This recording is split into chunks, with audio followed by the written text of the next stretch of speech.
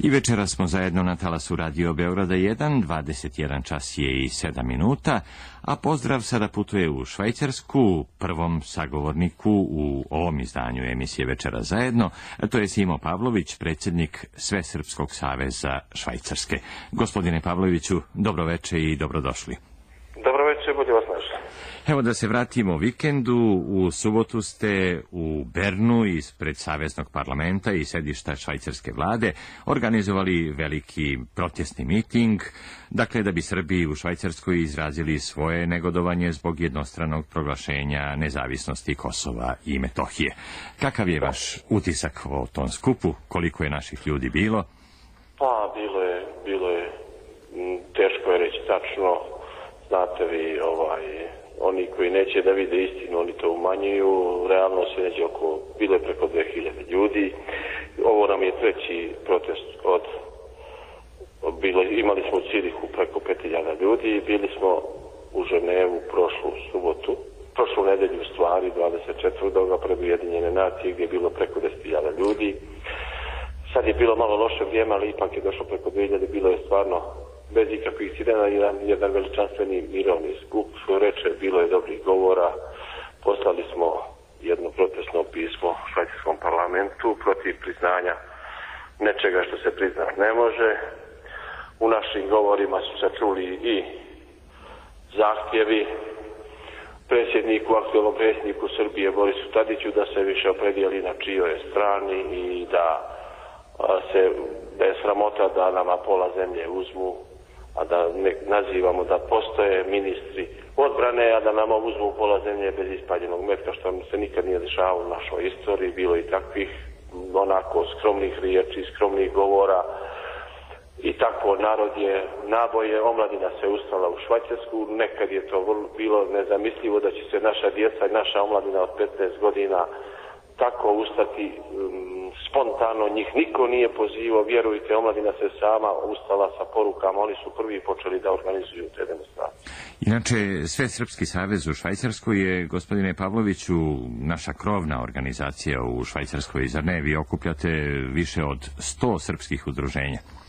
Pa vidite, ako računamo saveze, folklorni savez, fudbalski savez, pa onda udruženje privrednika, jer su oni kao podsavezi članovi, ima više od 100 naših udruženja i članova, a imamo inače 48 zvaničnih klubova kao članovi većih klubova i plus 3-4 saveza koji broje po 20-30 društava, folklornih društava, fudbalskih društava, tako da možemo onako skromno da kažemo da ne pretjerano imamo preko 100 naših asocijacija kao članove srpskog.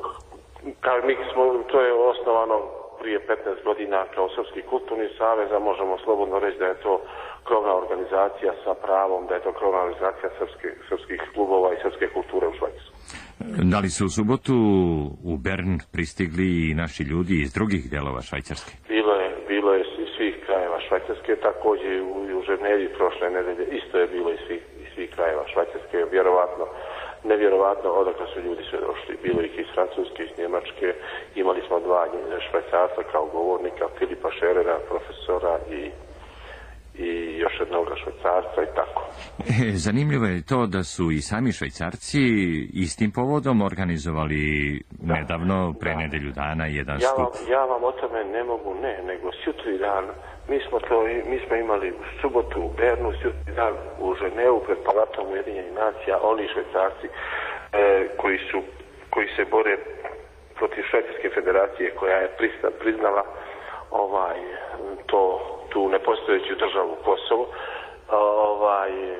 koji su protestovali pod nazivom izgubili smo švajcarsku neutralnost, izgubili smo ono što smo imali, kulturu i istoriju Švajcarske koja je bila neutralna zemlja, izgubili su. Na tom protestu se čulo da one koji su priznali nezavisnu državu Kosovo nazivaju američkim marionetama. Da li je, kada je u subotu održan ovaj skup ispred Saveznog parlamenta i sedišta švajcarske vlade, bilo i zainteresovanih Švajcaraca da zastanu, da čuju šta se to događa? Kako nije? Vidite, to je Bundesplatz u Bernu, mi kažu baš ispred zgrade vlade Švajcarske, a preko puta je kancelarija Evropske unije. Ja sam to i u mom govoru rekao, ne bojmo se ovih što gledaju s prozora, neka nas gledaju, zato ste došli, bili su svi prozori puni. Da li planirate slične skupove u bliskoj budućnosti? Vidite, ovo je treći skup, ići ćemo, ja mislim, u San Galen i u Lucernu sad u skorom periodu. Teško je dobiti dozvolu, malo se tu ne može se, znate kako, nije ovdje se ne može krenuti kad vi hoćete, treba dobiti dozvolu, treba sve te procedure ako se ide na mirovni skup. Vidite, slavi se može što hoće, kad neko pobijedi utakmicu ili nešto, može se spontano izaći na ulicu i slavi, ne može, ali kad se traži protest i demonstracija, to treba biti propisano i zakonom odobreno. U svakom slučaju, i kada budu sljedeći skupovi organizovani, očekujemo da se čujemo. Gospodine Pavloviću, hvala vam na ovom izveštaju i do skorog slušanja.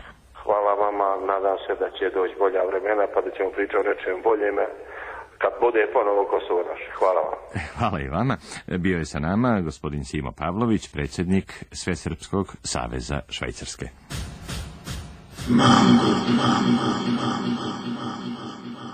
Ne.